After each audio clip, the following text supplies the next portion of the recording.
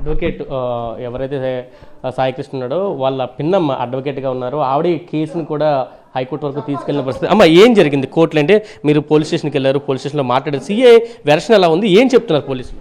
ఆయన చాలా కేర్లెస్గా మాట్లాడుతున్నారండి.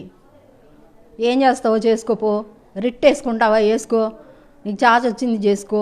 వాళ్ళ మదర్ని అలాగే మాట్లాడారు, నన్ను కూడా అలాగే మాట్లాడారు. అలా మాట్లాడినా కానీ నేనేమన్నానంటే, అతనికి ఉన్నది 2 కేసులేనండి. ఆ 2 కేసుల్లో NBW ఉంది.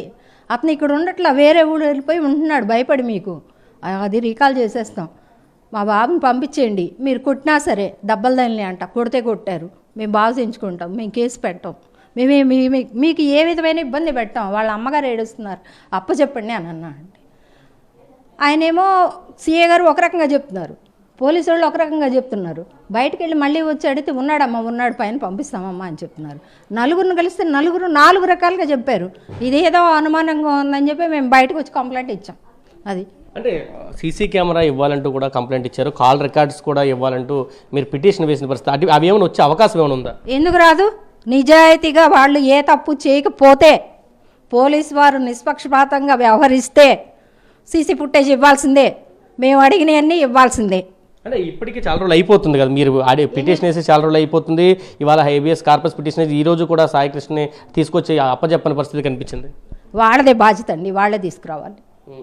ఇంకా ఎటువంటి పోరాటానికి వెళ్ళిపోతున్నారు? ఎందుకంటే 29వ తారీఖుకి హేబియస్ కార్పస్ పిటిషన్ వేస్తారు. ఆ రోజు కూడా సాయికృష్ణని చూపించకపోతే మీరు ఎటువంటి పోరాటానికి వెళ్ళిపోతున్నారు? న్యాయపరంగా ఎంత దూరమైనా వెళ్తాం, ఎలాంటి పోరాటమైనా చేస్తాం. ఇందులో వెనకడిగే పరిస్థితి లేదు. ప్లస్ ఇంకొకటి, అతనికి ఉన్నది 2 కేసులు, 40 కేసులు ఉన్నాయి, 50 కేసులు ఉన్నాయి. మాఫియా డాను అది ఇదని పబ్లిసిటీ చేస్తున్నాడు. అసలు వాళ్ళు అలాంటి వాళ్లే కాదు. వాళ్ళకు మా సహాయంతో బతుకుతున్న చిన్న పిల్లోడు వాడు. అలాంటి అసత్య ప్రచారం మాత్రం దయచేసి చేయొద్దు. అంటే కేవలం సాయికృష్ణ మీద లేడు కాబట్టి ఆయన్ని ఏదో విధంగా ఇరికించాలని ఇన్ని కేసులు ఉన్నాయని చెప్తున్నారు అనుకోవచ్చా? ఇదొక సాకుగా చక్కర్లు కొడుతున్నారు. ఇదొక సాకు మాత్రమేనండి. లేదు, మీరు కూడా నెట్లో అతని పేరు కొడితే వెంటనే వస్తే మీరు కూడా వెరిఫై చేసుకోవచ్చు. అతనికి 2 కేసులే ఉన్నాయి, అది కూడా NBW మీద ఉంది. NBW మీద ఒక పోలీస్ ఆఫీసర్ తీసుకొస్తే తల్లిదండ్రులకు చెప్పి సంతకం పెట్టించుకొని తీసుకురావాలి. చప్పా చేయకుండా తీసుకొచ్చి ఇష్టం వచ్చినట్టు కొట్టేసి మనిషిని దాసేసి మేము చేయలేమంటే కేవలం మీ పోలీస్ అధికారంతో చేస్తున్న పనేది కదా ఇది. మీ పోలీస్ అధికారం చూసుకొని చేస్తున్నారు. ఇది చాలా తప్పు.